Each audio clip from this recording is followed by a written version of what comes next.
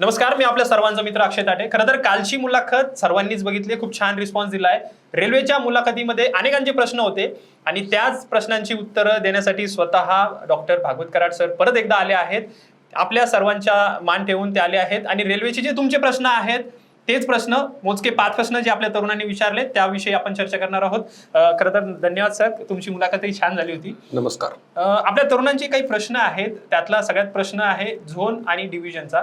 त्यांचं असं म्हणणं आहे की डिव्हिजन लवकर होऊ शकतं, झोन होऊ शकत नाही, त्याविषयी काय सांगाल? छत्रपती संभाजीनगर शहर हे अत्यंत वेगानं विकसित होणारं शहर आहे। ज्या तऱ्हेनं या ठिकाणी इन्व्हेस्टमेंट येते, ज्या तऱ्हेनं केंद्र सरकार आणि राज्य सरकार या ठिकाणी जवळजवळ 8,000 एकर जमीन घेते, म्हणून उद्योग भरपूर येणार आहे। बरोबर।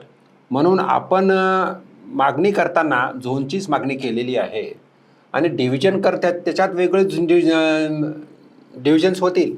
समजा उदाहरण नांदेड आहे, बरोबर, नांदेड एक डिव्हिजन आहे। हो, तर संभाजीनगर जर झोन झाला तर नांदेड डिव्हिजन त्याला लावता येईल, लातूर करता येईल, इकडं अजून काही कुठलं समजा चाळीसगाव असेल किंवा वेगवेगळ्या ठिकाणी असं करता येईल। म्हणून आम्ही झोनची मागणी केलेली आहे। मी स्वतः माननीय रेल्वे मंत्री अश्विनी वैष्णव यांना भेटून मी पत्र दिलेलं आहे आणि लवकरच आम्ही मराठवाड्याची रेल्वे परिषद घेणार आहोत। त्या रेल्वे परिषदमध्ये वेगवेगळ्या संघटना जे काम करतायत त्यांना एकत्र संभाजीनगरला बोलवून एकंदरीत एक संयुक्त निवेदन करून लवकरच दिल्लीमध्ये जाऊन अश्विनी वैष्णव माननीय रेल्वे मंत्री यांची भेट घेणार आहोत। सर्वात जास्त चर्चेतला विषय असतो नांदेड हडपसर रॅक शेअरिंगचा आणि लेट होण्याचा। ती नेहमी लेटच होत असते, तर याविषयी काय सांगाल आणि रॅक शेअरिंग तोडण्यासाठी तुम्ही काही प्रयत्न कराल का? खरं तर कुठलीही रेल्वे असेल तर त्याला थोडं मेंटेनन्स दिलं पाहिजे। बरोबर। नांदेड हडपसर या रेल्वेला थोडा मेंटेनन्सचा प्रॉब्लेम आहे आणि म्हणून ते नेहमीच लेट होते।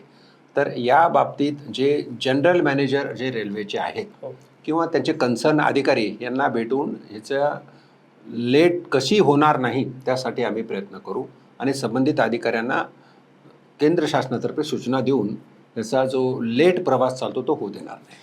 याचं सगळ्यात मोठं कारण सांगितलं जातं की सेंट्रल रेल्वेमध्ये ते येतं आणि सेंट्रल रेल्वेमध्ये स्टे करण्यासाठी जागा नाही आहे। परंतु याच्यात जर प्लसमध्ये आपण मिरजपर्यंत ती एक्सटेंड केली रेल्वे, तर मिरजपर्यंत एक्सटेंड होऊ शकते आणि स्टे पण होऊ शकतो। तर याविषयी निश्चितच तुम्ही याबद्दल मी आत्ताच काहीच वक्तव्य करणं योग्य नाही आहे। त्यासाठी मी कन्सर्न अधिकारी आणि विशेषतः या भागाचा हेड GM असतो, बरोबर, जनरल मॅनेजर, त्यांच्याशी बोलून चर्चा करून आपण त्याचं योग्य तो उत्तर देता येईल आपल्याला। ओके। आता सध्या जे खानदेश आहे, जळगाव किंवा भुसावळ वगैरे, ते जर लवकर झालं, कारण की अनेकांचे प्रश्न आहेत की अजिंठा म्हणजे समृद्धी महामार्ग होऊ शकतो, तर जळगाव रेल्वे का नाही होऊ शकत? तर याविषयी काय सांगाल? जळगावला रेल्वे व्हावी यासाठी जालना, सिल्लोड, अजिंठा आणि जळगाव ही रेल्वेचा मंजुरी मिळालेली आहे आणि लवकरच त्याचा सर्वे झालेला आहे, DPR मंजूर झालेला आहे। लवकरच त्याच्या कामाला टेंडर होऊन कामाला सुरुवात होईल। अजून एक प्रश्न होता की हायड्रोजन ट्रेन भारतात येते, सर्वात जास्त त्याची चर्चा आहे। त्या हायड्रोजन ट्रेनबद्दल काय सांगाल आणि मराठवाड्यात अशा पद्धतीच्या ट्रेन येतील का? मी अगोदरच्याही माझ्या मुलाखतीत सांगितलं की भारत एक विकसित होणारं राष्ट्र आहे। भारताची आर्थिक विकास जर पाहिला तर अत्यंत चांगल्या वेगानं आर्थिक विकास होतो आहे आणि वेगवेगळ्या टेक्नॉलॉजी, वेगवेगळे रिसर्च या भारतामध्ये होत आहेत आणि हायड्रोजन ट्रेन किंवा हायड्रोजन व्हेकल्स हे सुद्धा लवकरच भारतामध्ये येतील आणि त्या माध्यमातून जो आपणाला पेट्रोल किंवा डिझेल जे आयात करावं लागतं ते आयात करावं लागणार नाही आणि अर्थात ह्याचा इम्पॅक्ट भारताच्या इकॉनॉमीवरती होईल आणि एक चांगली इकॉनॉमी, स्टेबल इकॉनॉमी भारताची परत होईल।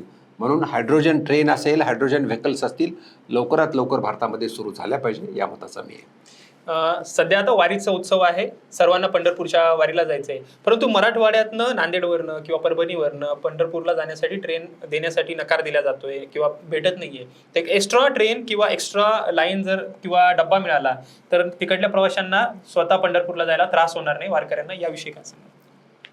मराठवाड्यातूनच नाही तर संपूर्ण महाराष्ट्रातून किंबहुना संपूर्ण देशातून आषाढी एकादशीच्या निमित्तानं पांडुरंगाचं दर्शन घ्यायला लाखो भाविक पंढरपूरला जातात आणि श्रद्धेनं प्रार्थना करतात, ईश्वरांना वंदन करतात, नमन करतात.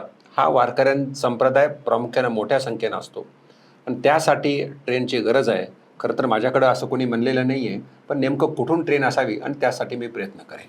खरं तर हे थोडक्यात जे तुमचे 5 प्रश्न होते त्याविषयी आपल्यासोबत डॉक्टर भागवत कराड सर आले होते आणि खरं तर अनेक प्रश्न आहेत, परंतु वेळात वेळ काढून त्यांनी रेल्वेविषयी आपलं मार्गदर्शन केलंय आणि रेल्वे प्रश्नावर त्यांनी उत्तर दिले. अजून काही प्रश्न असतील तर तुम्ही निश्चित कळवा. येणाऱ्या काळात कोणत्या खासदाराची मुलाखत पाहिजे ते सुद्धा तुम्ही कमेंटमध्ये करू शकता. धन्यवाद सर. नमस्कार. 2 महिन्यानंतर सिंगापूर ब्रांचला प्रमोशन होतंय तुझं. कॉंग्रॅच्युलेशन्स. काय ग, तुला आनंद नाही झाला? मॅडम, तुम्हाला माहितीच आहे की मला पीसीओडीचा त्रास आहे. दिवसभर फटीग असतो, सारखा मूड स्विंग होतो. उगाच एवढी जबाबदारी कशाला घ्यायची? अगं, एवढं सिरियस नाहीये ते. त्यावर सोपा उपाय आहे. Doctor Chatej homeopathy clinic. अगं, किती जणींनी तिथे उपचार घेतलेत. महाराष्ट्रात अनेक ठिकाणी त्यांच्या शाखा आहेत.